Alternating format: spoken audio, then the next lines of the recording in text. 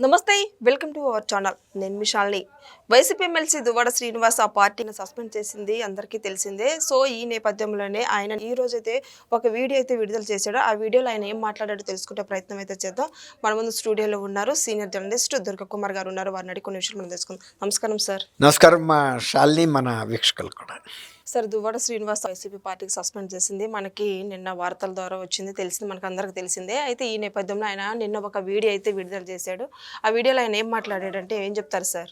అది నాకు విజయసాయి రెడ్డి గారు గుర్తొస్తున్నారమ్మా. విజయసాయి రెడ్డి గారు కూడా ఫస్ట్ రోజు రాజీనామా చేసినప్పుడు నేను వ్యక్తిగత కారణాలతో చేశాను. జగన్మోహన్ రెడ్డి గారికి నాకు చాలా మంచి సంబంధాలు ఉన్నాయి. జగన్మోహన్ రెడ్డి గారు ప్రజా ఆదరణ, అభిమానం ఉన్న నాయకుడు. మళ్ళీ ఆయన ముఖ్యమంత్రి అవుతాడు, ఈ రాష్ట్రాన్ని పరిపాలిస్తాడు, ఉజ్వలమైన భవిష్యత్తు ఉన్న నాయకుడు అని చెప్పాడు ఫస్ట్. కానీ మళ్ళీ తర్వాత వచ్చే పరిస్థితికి ఆయన కాకినాడ పోర్టుకు సంబంధించి సిబిఐ వాళ్ళు పిలిపిస్తే ఆ విచారణకి వెళ్ళి విచారణలో ఏం చెప్పాడో తెలీదు. బయటకు వచ్చి మాత్రం ఫస్ట్ చెప్పిన దానికి పూర్తి భిన్నంగా చెప్పాడు. జగన్మోహన్ రెడ్డి ఒక కోటరీ చేతిలో బందీ అయ్యాడు, అసలు ఆయనకి ప్రజలతో సంబంధాలు తెగిపోయినాయి, వీళ్ళు ఎవరిని ఆయన కలవట్లేదు, ఆయనకేం తెలియనివ్వటం కాబట్టి ఇలా ఒక కోటరీ చేతిలో బందీ అయిన నాయకుడు ఇక ప్రజాభిమానం పొందలేడు, అధికారం పొందలేడు, ఇక జగన్కి భవిష్యత్తు లేదు, వైఎస్ఆర్సీపీకి లేదని మళ్ళీ వేరేగా చెప్పాడు. అట్లాగే ఇప్పుడు ఇతను చెప్పింది ఇది ఇంకా భిన్నంగా ఎట్లా ఉందంటే, ఈయన చాలా పాజిటివ్గా చెబుతూనే తన గురించి తను అంటే జగన్మోహన్ రెడ్డిలో ఉన్న నెగిటివ్ పాయింట్స్ని ఎత్తి చెప్పినట్టుంది.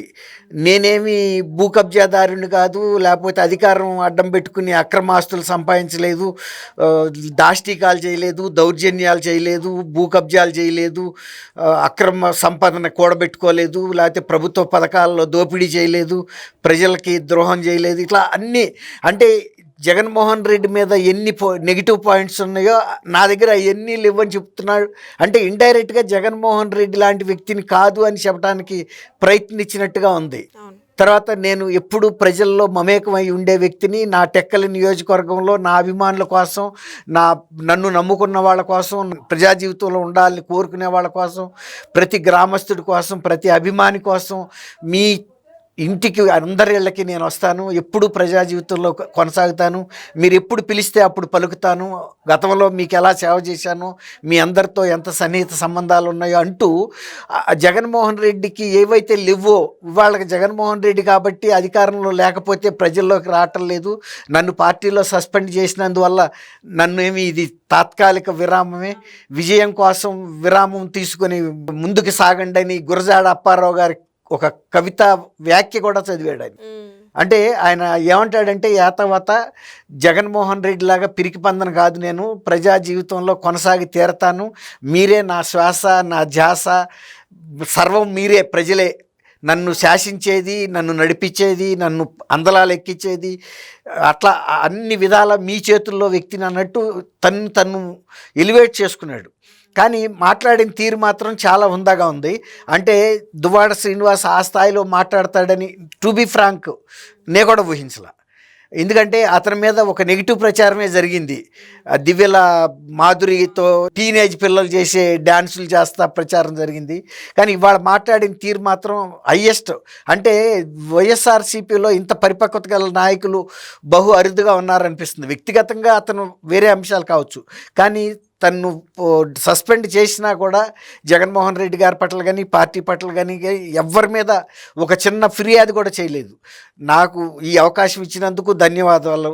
తర్వాత నేను జగన్మోహన్ రెడ్డి గారు నాకు సదా శిరస్మరణీయుడు, ఆయన ఎప్పుడు నేను మర్చిపోను, ఎప్పుడైనా ఆయనతో పాటు నేను ఉంటాను అని చెబుతూనే తను ఒక రకంగా తన గురించి తను చెప్పుకున్న ఈ జగన్మోహన్ రెడ్డిలో లేని ఒక శక్తియుక్తుల గురించి కూడా ప్రస్తావించాడా అన్నట్టుగా అనిపించింది.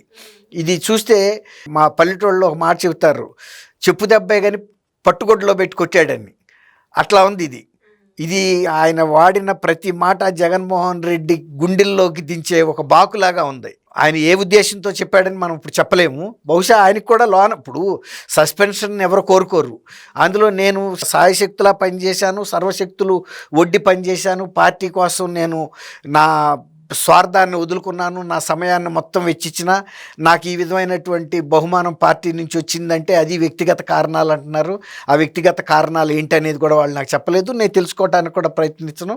కానీ నా అభిమానాన్ని పార్టీ పట్ల కానీ, జగన్మోహన్ రెడ్డి గట్ల కానీ, ప్రజల పట్ల ఉండే ఆదరణ అభిమానాలను కానీ నేను కొనసాగిస్తానని చెప్పటం మాత్రం ఓ రకంగా ఒక శంఖారావం లాగా అయితే మాట్లాడాడు.